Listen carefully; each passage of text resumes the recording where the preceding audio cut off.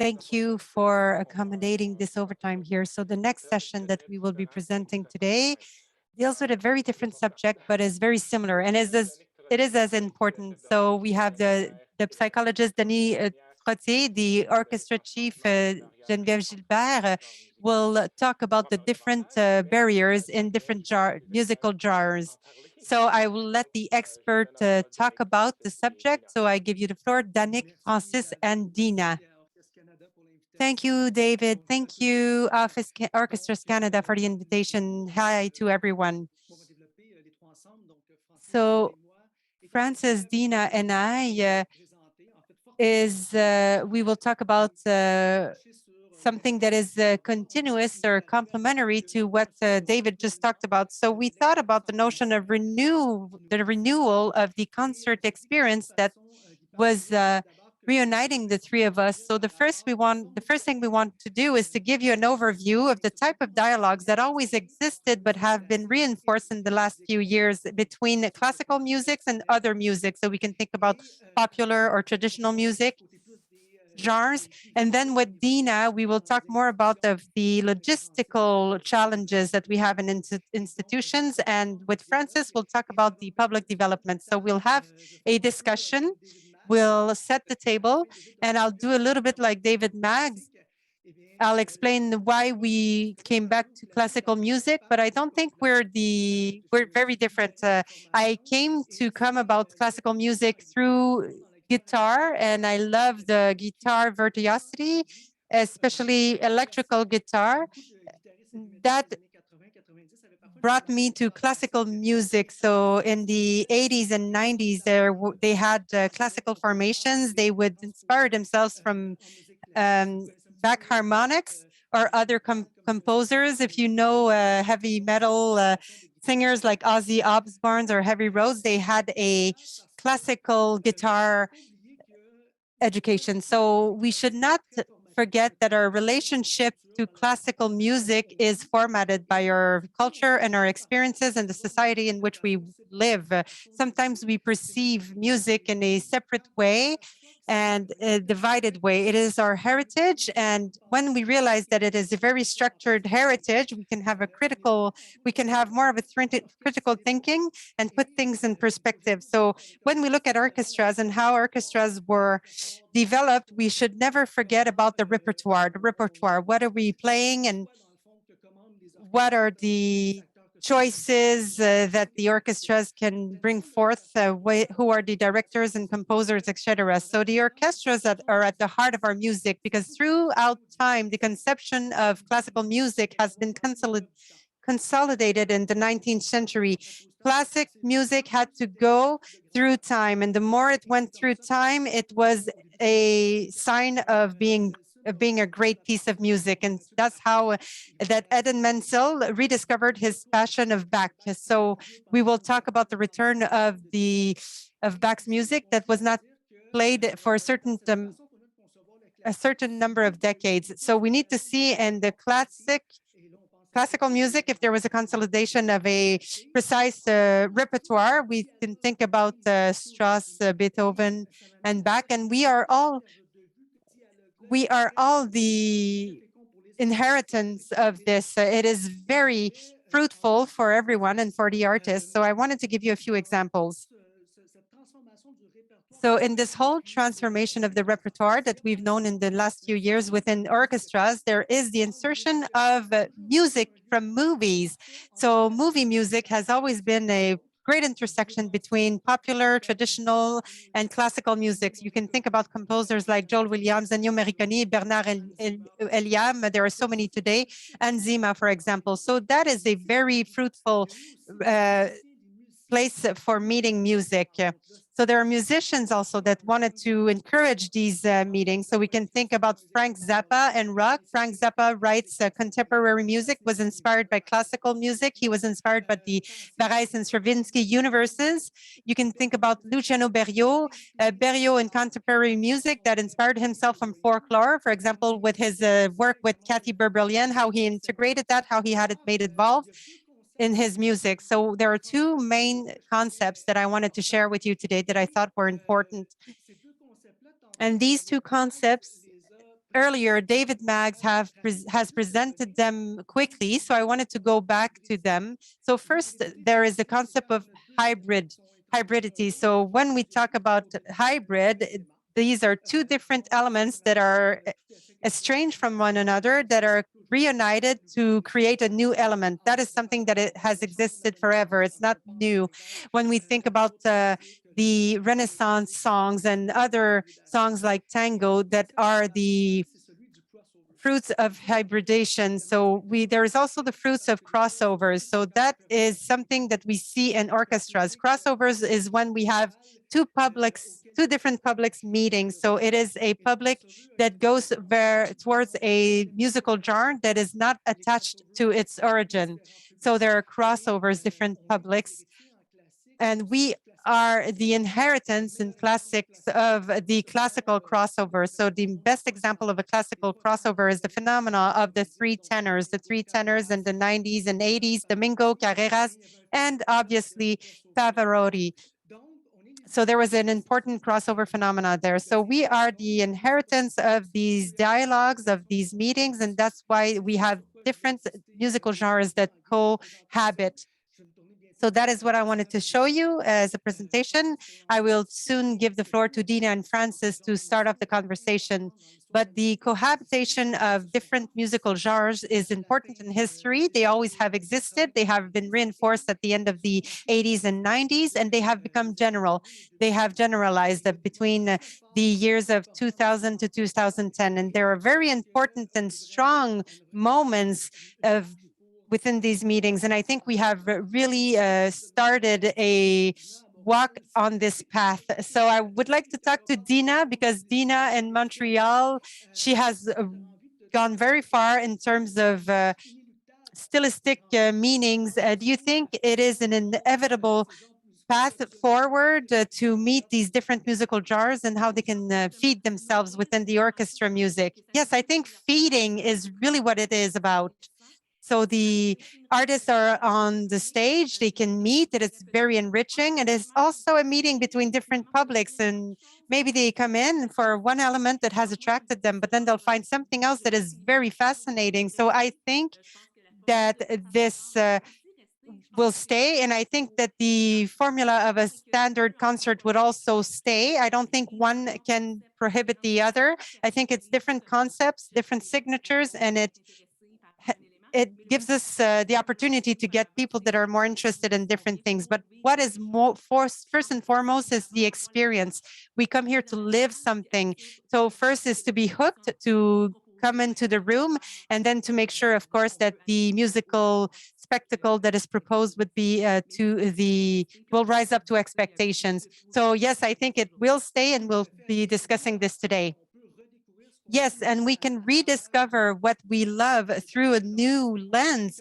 The orchestra could basically amplify things. For example, video games and music. When we play video games, we hear the music, but it doesn't mean that we give it all of our attention. So sometimes people say that in a concert room, when they listen to Zelda or Mario Brothers music, they find elements that they had not heard during playing while they were playing the video game. So that is it's interesting as well to have a repertoire that is heard differently when you hear it in the environment of an orchestra. So now I would turn to you, Francis. You've done a lot of movie music. Of course, I want you to tell us what you think about this march towards the meeting of different musical genres. Do you think it'll still pursue in the next few years? Well, this is something that continues to evolve. And, we mentioned video games where there's a discovery of music, but it's also true in concerts. But we realize in movies, you don't necessarily hear all of the composer's details, but in a situation, you hear it as it was written. And so people discover what the orchestra sound is. And so this becomes the seed of discovery. Yes. And sometimes we underestimate how musical discovery can be a dive to elsewhere. And so, you're all passionate about music. We all are. So it's clear for us we want to learn about other music, new music, but let us put it back into perspective. The orchestra is a moment to dive into repertoire and maybe to be a hook to elsewhere, namely when we think of arrangement. So let me pass the mic to Dina now. But before I do so, there's maybe something we sometimes forget when we think of the history of music. There's always been instrumental music, it's always been important. Let us think of pop music, even 95% of it, you know, use instrumental music, and it's present in traditional music and popular music. And there are musical genres where there are intersections, such as jazz. So, as a reminder, we're also the heirs of a musical background where such meetings, crossovers exist. And to finish, let me leave you with an idea. Let us think of the digital world. Digital world brought down the gates, so to speak. When you go on YouTube, on platforms, there's access to many different types of music. Sometimes there are categories, of course, and algorithms will take you towards certain forms of music. But essentially, on the net, obstacles are falling, gates are opening, and so forge a path towards discovery. This is characteristic of this new century. People are curious as well towards new experience. And so now, Dina, to you. Well, thank you, Danik. Thank you for this lovely introduction. Now, as a conductor, and invited on different products and working in Kamloops, I would say that as a musical director as well as a conductor, I'm in a position to explore the challenges when we want to create certain compositions within an orchestra, and when we want to create of a concert that is coming out of the more traditional, that steps away from the more traditional forms. While there's a matter of budget, there's risk, there's innovation. And depending on the organization's budget, its scope, where it is, how many people come to the show, well, and even the staff. In other words, there are many factors to take into consideration so as to create new and innovative experiences as we seek to grow. So, this said, experience is always the key. And I remember when I was at University of Montreal, I saw, pop with the OSM, some interesting crossovers. And Danik, we discussed this before, but there was, for the last couple of decades, such crossovers have been happening. And I remember about 10 years ago, there was an orchestra in France that approached me to do a symphonic hip hop, and they were interested with respect to what was happening in Quebec, and discussion to the effect of how can we learn from you to a certain extent. You've done more of this. And also, yes, the people who are consuming video games is huge. And let me remind you that hip hop is the most listened to in the world, and yet the least represented on the radio. So, for this French orchestra to create a crossover, well, their show was a huge success. And isn't that interesting? From the point of view of the audience, Sage Poet and other artists, well, initially the orchestra was sort of like, ooh, what are we actually doing? Because they were doing this for the first time. But at the end of the day, it was extraordinary. Ovations, the musicians got into it, and now they're at the 7th or 8th edition. It's a signature show, but it's also because they knocked at doors and, this crossover was favored. So let us reach out maybe to people who are around us so we can network, create context, be it with an artist, an arranger, a composer, a conductor. And to think that we know everything about the symphonic world, well, perhaps it's about greater collaboration with respect to um, our audience. So now, in your organization, if you have a classical series with respect to programming, there may be several steps to the crossover exploration. So first, there are turnkey material with the artist or the band cover. So I think of Genes and Classic, which is a formula that is used throughout English Canada. And of course, with English speaking artists. But what is great, you go on your website and there's a full catalog of various propositions with music that approaches Elton John, Pink Floyd, so on and so forth. So turnkey solutions do exist. And the person you communicate with is actually a musician who's been working on this. I'm thinking of Jim Witter as well, who's presenting personalized concerts. And there was also Mystery, which was crossover with Beatles and guitar playing just like the Beatles. The musicians were dressed like the Beatles. And this, well, actually, I discovered with you, Danik, Retromania.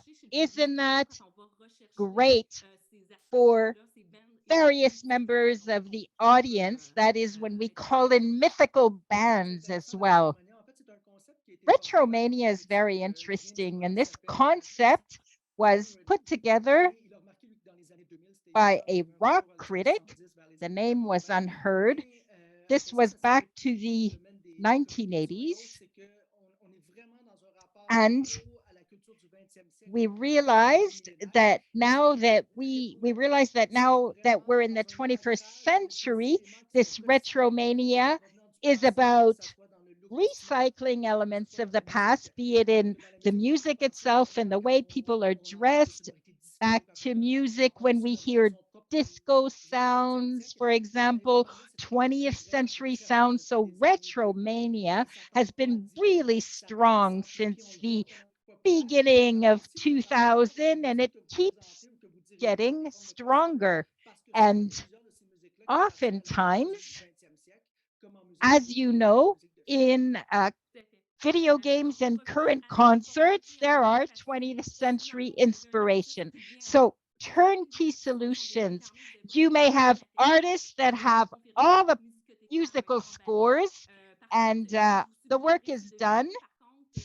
However, do ask, the musical directors about the scores, because there may be costs involved. And how could I say, some things could also be accommodated by a smaller organization if need be. So this type of programming, these turnkey programs in one rehearsal, things can get going. And generally speaking, they attract full houses. And this may allow your audience to get to know your orchestra in a new day. It also allows your orchestra to perhaps look more spontaneous, who's ready to do a few novel things. And in Kamloops, when I think of it, well, ah, there are interesting experiences that are done with by this orchestra, interesting shows to be had. Now, when we think of things to consider, think of rhythm as well. How will you amplify certain musicians in your orchestra? Think of lighting, maybe more of a pop style, you know, how are you going to feature your musicians? Now, a second level of what can be done with respect to concerts that are original, that call for crossover. Think of certain artists who have classical training. It's true for heavy metal musicians. You've mentioned some of them. And also, yes, training is different from one musician to another, but it's about flexibility with combining. So, with combining to orchestras. So, Jerry Dutcher, for example, who's an amazing artist, a pianist, a song writer or singer, a singer, and who has amazing concerts. I think of Sarah Sleen, who's a versatile artist who composes, who arranges. We've had an experience with her in Kamloops, and she was so versatile that, yes, she was doing Joni Mitchell works, but also her own song. And Christopher Axis.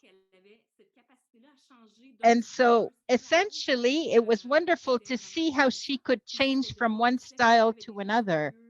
And also, in our audience, there were people from Masterworks who may be coming for Joni Mitchell, others who came for Axis and discovered this wonderful artist. So,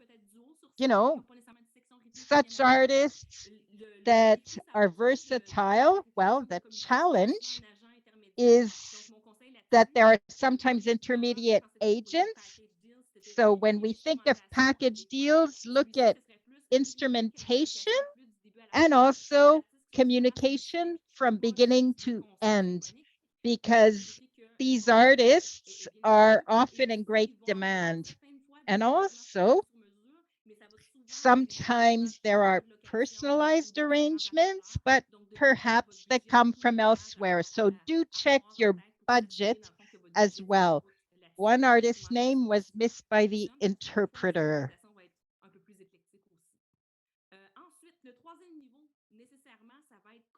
So the third level will be to order your arrangements. So not all types of orchestras or sizes of orchestras can enable that, but you can create a link with the artist that you would like to create a link with. It does require a long-term planning in terms of logistics and costs, of course, but this will bring about meetings and relationships that we may have not seen from the get-go. So there are many orchestras that already have their series for many years now. Maybe I'll talk more about Quebec because I will have to talk too much. So the OFM, the Orchestra of Montreal, has been doing this for decades now. So their signature would be to create meetings between artists from different universes. So Mika, Cowboy Fringant, Guillaume Dufresne, arrangement symphonique. So for him, the signature with the OSM would be to not have any rhythmic section. So that is where the amplification of orchestra is very important. And we could find the orchestra and see it in its true light. And also there was an artist with its own signature. That was very interesting. So the Symphonic Orchestra of Quebec does that too with Ariane Moffat, Jean Cormier, and many more. There was also a cover that was interesting as well. One of the many albums that I have listened to with the Symphonic Orchestra. So once we have established something, when we have a series like this, the success of this meeting will go through the comprehension and the quality of the organizer to understand from what environment does the pop artist come from, and that we understand its universe, his universe, and that we find a common language. So we'll try as much as we can to communicate this information properly between the both worlds.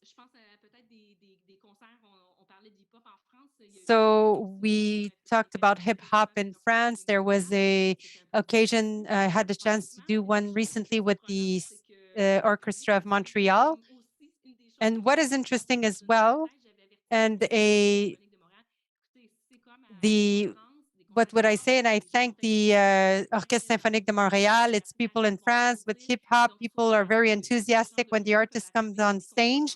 On stage, they will applaud, and we need to be aware of that and to be concentrated on what will happen. But we also need to be in the moment and see what happens. And it's fun. And so we were pre-COVID, then there was a pandemic. We didn't know if we were able to get up and sing. Did we have the right to do that? But it was fun to see Marie-Ève Perron say, yes, you can do it. You're at the Maison Symphonique. You could do it. You can get the show going and the public engaged.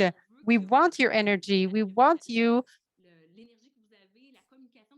to share the dynamic and the energy that you usually share with your public. So we want to see that. So when we finish on the stage, the orchestra feels like a rock star as well. So there are compositions. Sometimes we see parents come with their children. I've seen that with video game concerts. It's something very fun because we see that this is an experience where the parents will say, oh, I had a very interesting moment with different generations. And I think it's a beautiful moment to merge and bridge both generations. In Kamloops, after having done all of this, I always thought, what can I do with the budget that I have, which is a regional orchestra that cannot cover big orchestras that are very expensive, unfortunately. So this season, we said we'll have a first experience and we will order our arrangements. So we started on a lower scale. It had great success. We had a concert. That is one of the trends that I want to pursue, is to combine two things within one concert. So one public that comes in for a divergent symphony, and another part of the public that comes for the hip hop artists that they know well. So we do not lie in our publicity and advertising, of course, but we have two types of marketing, two types of posters, so that each public feels attracted by the elements that interest them. So we called it New World, New Beats. So there is a lot of beats in this Divergent Symphony, but there was hip hop as well. So this season we had the artist Casp, Keeping Alive Stories of People. So it's a Cree artist based in Kamloops.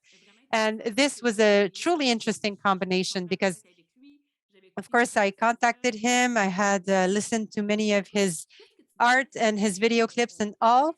And I said, what do you think if we would take a few of your songs and we would orchestrate them and then you'd come on stage with us? At the beginning, he was very curious. He wondered how we would proceed. So I sent him a few examples and he said, yes, let's go ahead.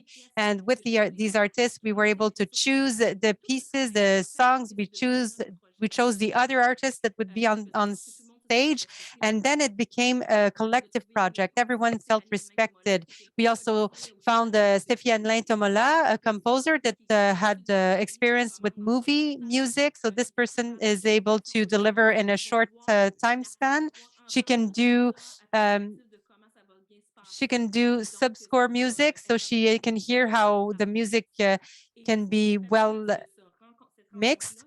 And during this meeting, we were able to move from one section to the other of the concert, and then the public got up, and our older public from 60 to 70 years old said that they loved having this improv on the stage with the rappers. So I feel that these meetings are very enriching because we want to create something very enriching, and it does work.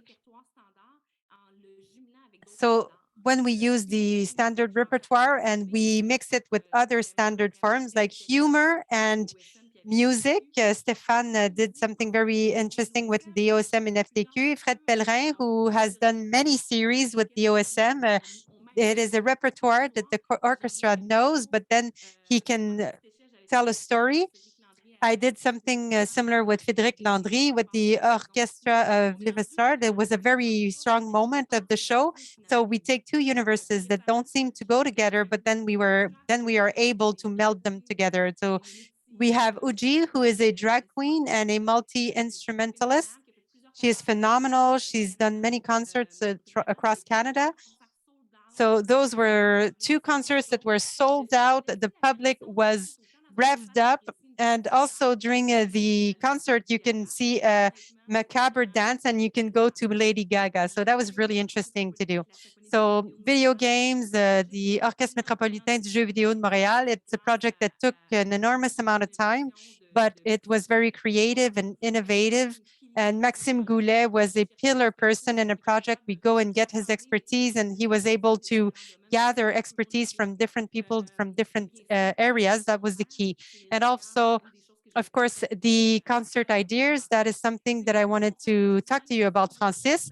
You know, the concert ideas. Sometimes I think, could we do ET in Kamloops, so Walt Disney?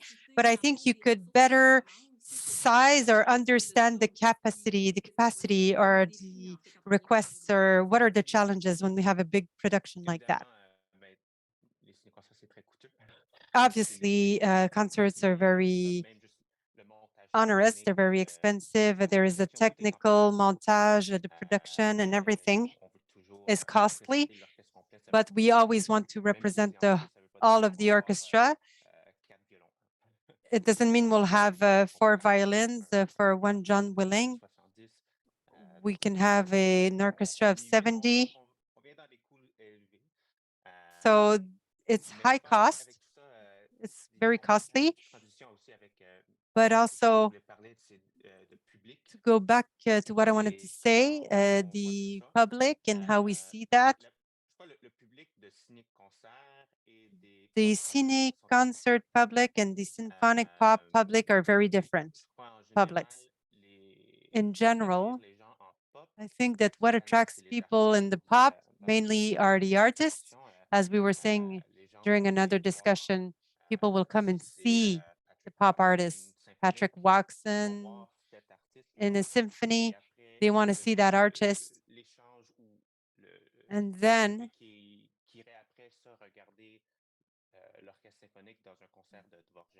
the public will see the Dvorak concert and a symphonic orchestra. It is a very low number of people.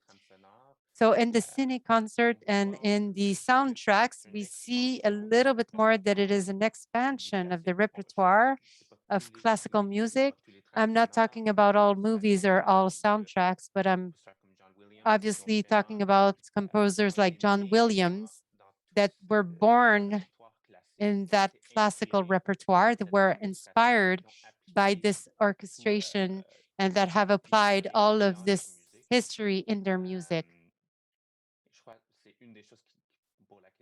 I think that is one of the things why it's very powerful. People identify with that. But we also must remember that we are in a time where people are very attached to visual. So a cine concert is something natural in the evolution of concerts, because people, when they go to a concert, sometimes they'll say, like, I don't know what to look at. Do I look at the violins or the flute? They get a little bit lost in this world, and particularly people who don't know what an orchestra is. So just to stay in a room and listen to music is an experience. But to see the movie at the same time, I think that is something extra that grabs their attention, especially for the younger generations. And then it's to say, how can we create a link between the cine concert repertoire and the pop repertoire and empower the pre-established repertoire, our Mozart and Brahms and everything. Our masterpieces. So what I wanted to say is that generally we already saw the idea of movies and symphonic music. They were already anchored together because a lot of classical music was already integrated in different movies or any movie that we can listen to or watch. For example, in a sadder place in the movie, we'll hear the Lacrimosa of Mozart. And once people hear that, maybe they'll want to listen to the whole Requiem. So another thing that is important in presentation, I think, is to find the key piece that people from new generations will identify with. If it's a Lacrimosa, people know it because they were exposed to it. So it is an interest that was built through the movie. And sometimes we make the mistake to say, we expect that the public comes to a concert where they know nothing. And that is almost impossible because not many people will go out and pay $150 for pure discovery.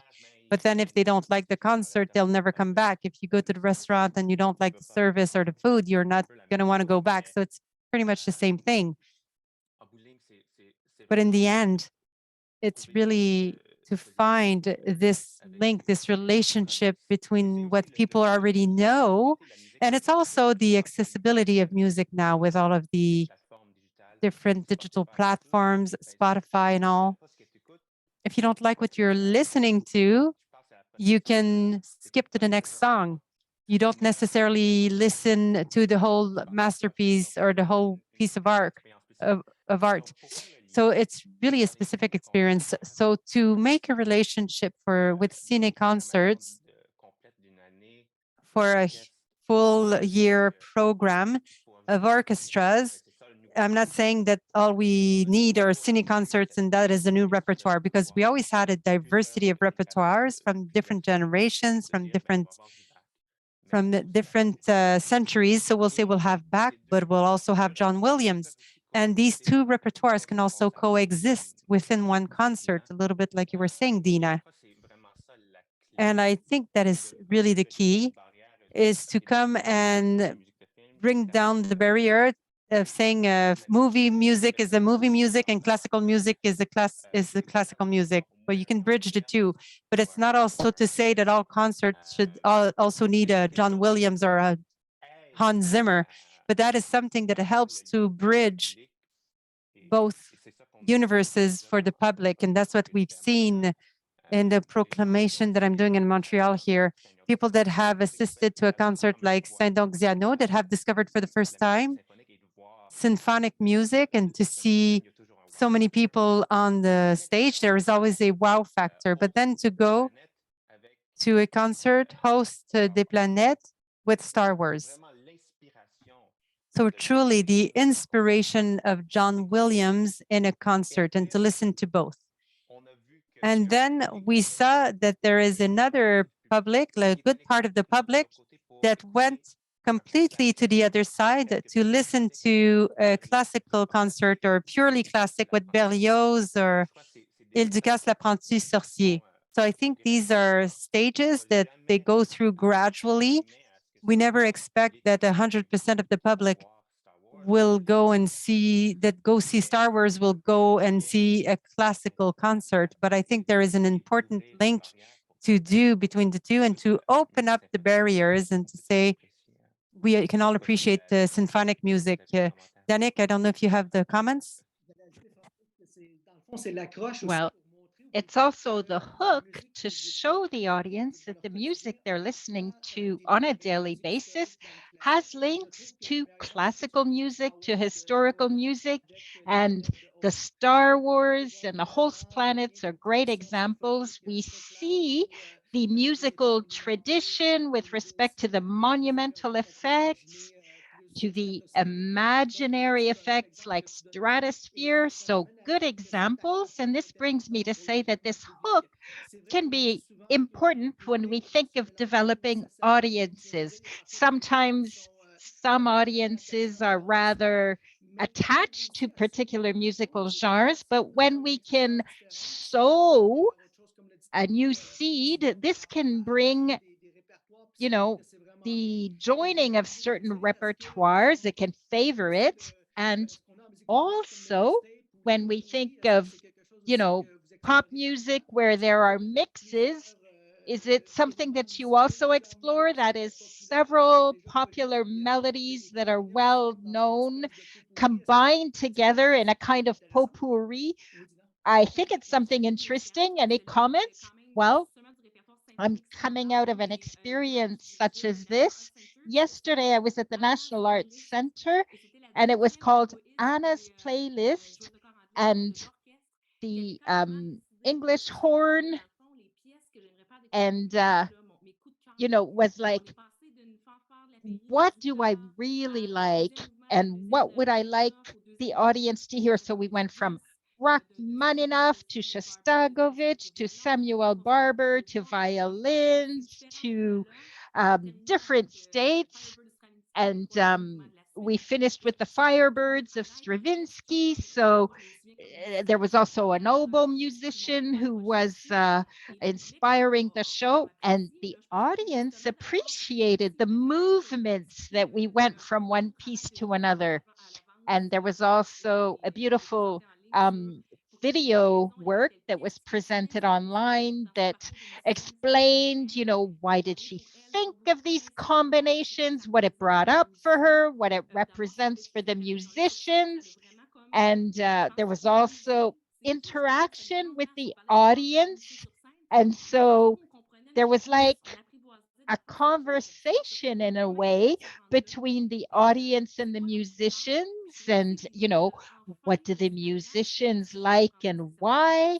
And it also leaves a voice to a particular musician to share with the audience. Here I think of the oboe player as well as the English horn player.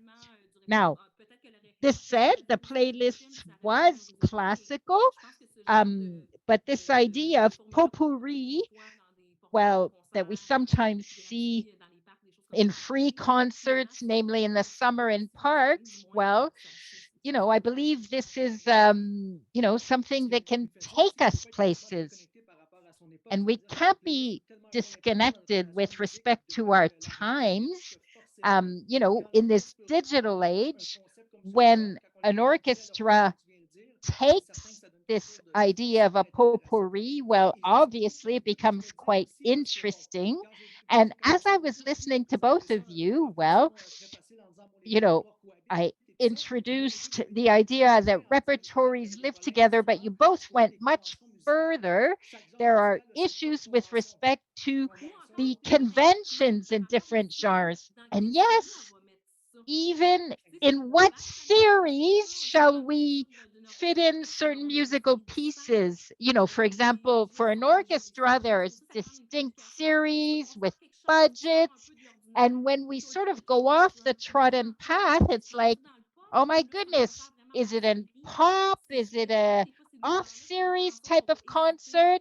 And that sometimes brings up hesitation. But at the same time, I believe that since the pandemic, we've developed agility because we play with structures, and I think this is favorable.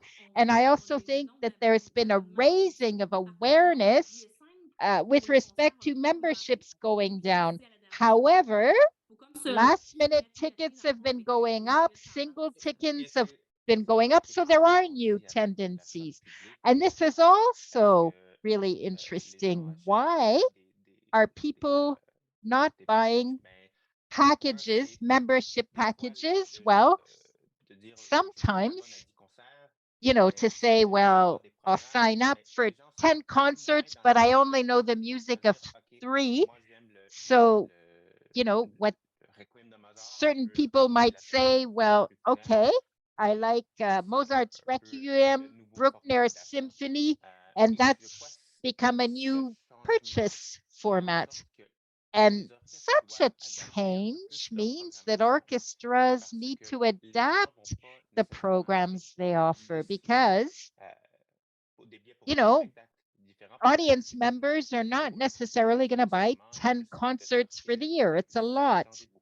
Financially as well, it's, an investment. And things have changed since the pandemic. So the programming must be diversified so that different audiences are attracted to different shows. If you had Mozart for 10 concerts, well, you know what? You're going to have empty seats because people were only going to go once or twice. But if it starts with Bach, then you have pop, then you have film music, better chance of filling the concert rooms because different audiences for different concerts. So the scope and the impact of the orchestra and the community grows. Several audiences are reached. Yes. And rather than think that we have to get everybody and lose everybody to have unique concepts for particular audiences, yes. And also how to think globally. What do we want people to think when they leave our concert halls, to feel in our shows? Okay, a last comment as time is flying.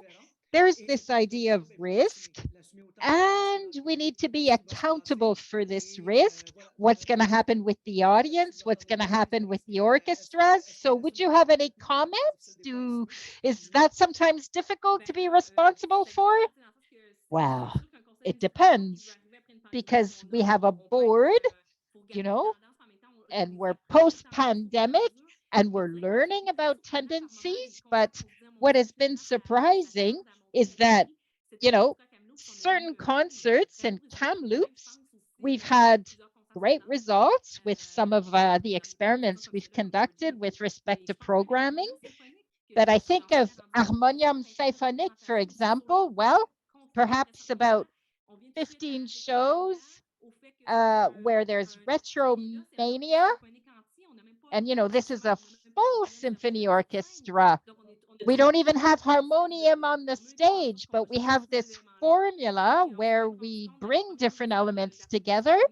And when we had harmonium symphony with the visual elements, with artists, acrobats, well, the pure symphony version, well, also even sells more because they came to a first show and they come back to a different variation on the show that we've been thinking. And of course, the initial concept rests on arrangement and attracting audience who will understand the orchestral arrangements. But this is an example of an achievement. We've had full houses on this theme of symphonic harmonium being a Quebec group, Harmonium. So I'm optimistic as to what's coming. Francis, with respect to risk? Well, I believe we have to be ready to take risks, to try different experiments, because people want to discover something that they know a little bit. I think that's key, at least a little bit that they know it. So it's a balancing act, and calling upon all the tools and resources that we have available to create these beautiful experiences for our audiences. Well, thank you. Thank you, David.